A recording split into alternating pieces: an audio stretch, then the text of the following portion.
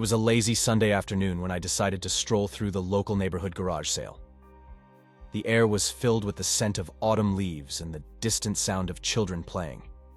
I wasn't looking for anything in particular, just a way to pass the time and maybe find some odd trinket that caught my eye. As I meandered between tables, laden with relics of other people's lives, a peculiar item nestled among old vinyl records and faded books grabbed my attention. It was a Cabbage Patch doll, unlike any I had seen before. Its fabric skin was worn, giving it an eerie, time-worn appearance. One eye was missing, leaving a dark, hollow socket, while the other seemed to glow with an unnatural light, as if reflecting a hidden fire within. I felt a strange pull towards it, a mix of nostalgia and an unexplainable chill running down my spine. As a child, I had always wanted a Cabbage Patch doll, but never had one. Now, as an adult, finding this peculiar, almost sinister version stirred a curious feeling inside me. Creepy, isn't it? The voice of the elderly woman running the sale snapped me out of my reverie. She looked at me with a knowing smile, her eyes crinkling at the corners. "I suppose it is," I replied, trying to sound casual, but my voice betrayed a hint of fascination. "How much for the doll?" She hesitated for a moment, her gaze shifting from the doll back to me. $5. But be warned, it's had a strange history. Her voice trailed off, suggesting untold stories and unspoken warnings. Her cryptic remark should have been a red flag, but instead, it only piqued my interest further. I handed over the money and she wrapped the doll in an old newspaper, her movements quick, almost eager to be rid of it. Returning home, I placed the doll on my mantelpiece, a peculiar centerpiece in my otherwise modern apartment. As the evening sun cast long shadows across the room, the doll's remaining eye seemed to flicker with a life of its own. I shrugged off an uneasy feeling, attributing it to the woman's ominous words and the fading light. Night fell, and I settled into bed, but sleep eluded me. My thoughts kept drifting back to the doll. Its one-eyed gaze seemed to penetrate through the walls, studying me. The days following the garage sale felt like a descent into a different reality. My once cozy apartment became a stage for bizarre occurrences, all seemingly orchestrated by the unassuming doll perched on my shelf. It started with small, almost laughable incidents. I'd find my keys in the fridge, or my TV remote in the bathroom. These peculiar misplacements were easy to brush off as absent-mindedness at first. But then, things intensified. One night, I was jolted awake by the sound of faint music. It was an old lullaby, playing softly, as if from a great distance. I followed the sound to the living room, where the doll sat under the cold glow of the moonlight, the music seemingly emanating from it. As I approached, the melody ceased abruptly, leaving me in an unsettling silence. I couldn't shake off the feeling of being watched. The doll's remaining eye, with its unnatural glow, seemed to pierce through me, reading my deepest thoughts. I began covering it with a cloth at night, but I could still feel its gaze, like a physical weight on my skin. My sleep became fragmented, filled with nightmares of twisted versions of my own home.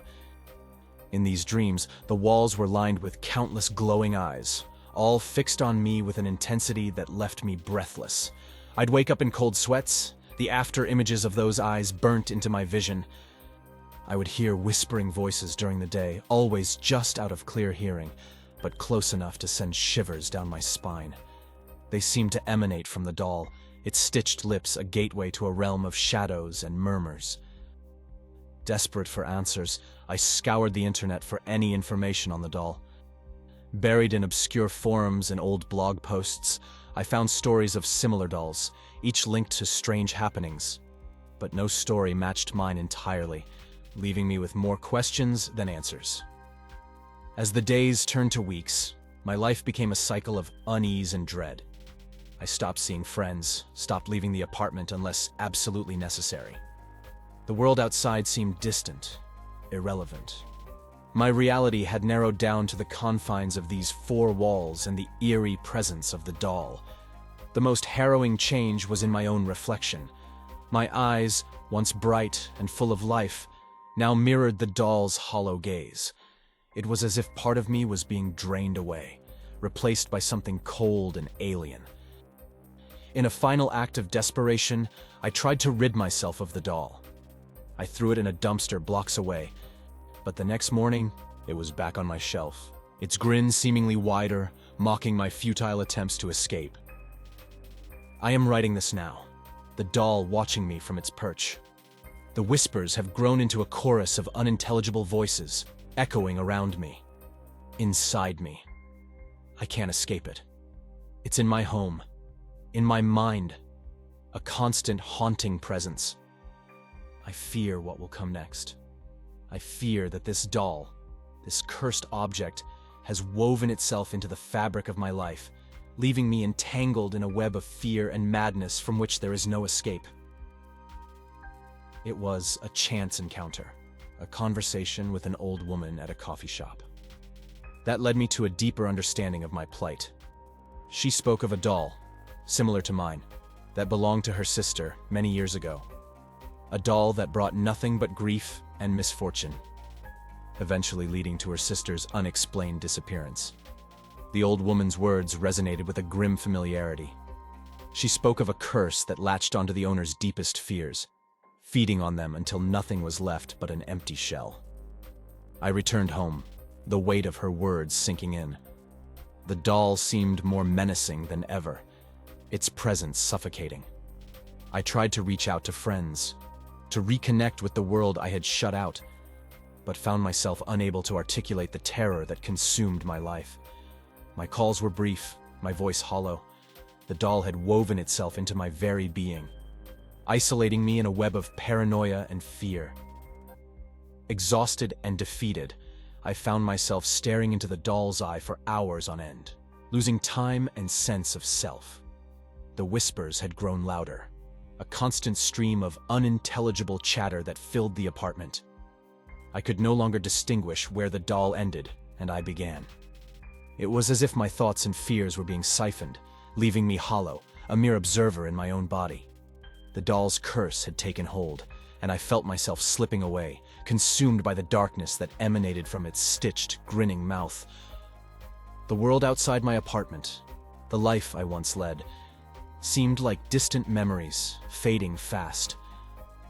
I write this now, not as a call for help, for I fear it is far too late for that. I write as a warning, a testament to the insidious nature of this curse. If you ever come across a Cabbage Patch doll with one glowing eye, heed my words and walk away, lest you fall into the same abyss that now claims me. The relentless torment of the doll had whittled away at my sanity, leaving me a shell of my former self.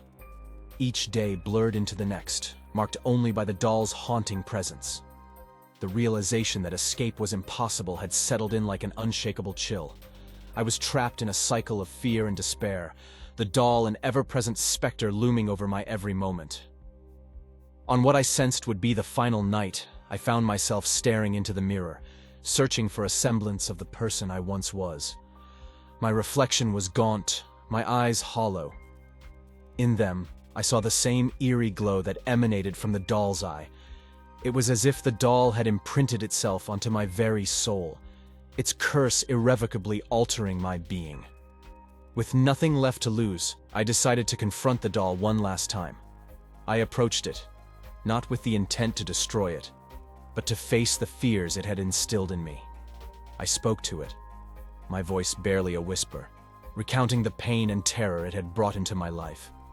I pleaded for an end, for release from the nightmare it had woven around me. As I poured my heart out, the doll's eyes seemed to flicker with a malevolent understanding. Then, without warning, it fell silent. The oppressive atmosphere lifted slightly, and for a brief moment I dared to hope. But that hope was short-lived. The doll's eye dimmed, and with it, a part of me seemed to extinguish as well. I felt an overwhelming emptiness, a void where fear and despair had once resided. The doll had taken everything from me, my joy, my peace, my very essence. As the first light of dawn crept into the room, it illuminated the lifeless figure of the doll. Its curse had run its course, leaving me an empty husk. I was alive, but the vibrancy of life had been drained from me.